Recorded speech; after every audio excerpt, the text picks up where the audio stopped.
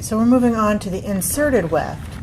And we've already done, again, tabby. All of this is tabby. Tabby, slit, interlocking, and dovetail. Now we're going to do inserted weft. Remember, the weft goes right to left, warp goes up and down. Inserted weft, you actually are opening up kind of a little pocket. And you got to watch, you didn't weave that too tight, because that's where you can really start to pull in on the sides and kind of hourglass it. So you want to avoid this. You want your weft or your warp to go straight up and down.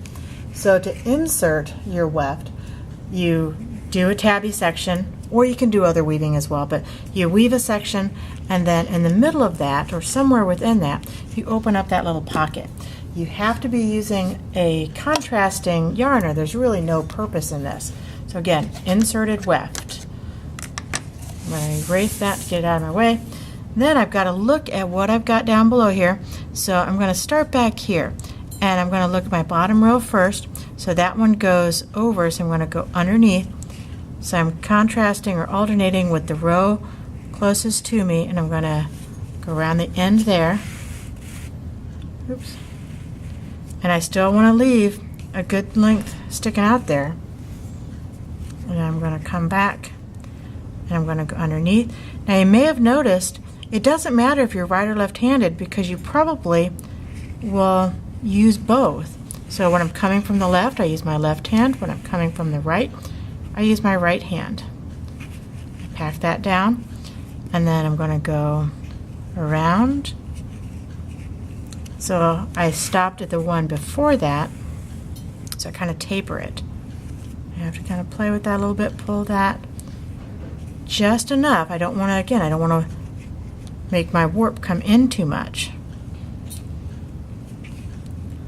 Again, as I get closer to the top there, I've got to make sure that I'm alternating with the one above. Oops. So there's that. Still packing that down. Now I could end if I wanted to. I'm going to actually go back and forth one more time. Stop the one before that. So if you were doing like a sun insert or something like that, or the little design in the middle of a peacock tail. Okay, so if I end there, I'm going to zoom in a little bit. If I were to end over here, then I've got two rows that are under. So I've got to go around one more time so that I'm not making it so it doesn't go over and under, over, under. Okay, so again, 3 to 4 inches hanging out. And these will kind of hang there for now.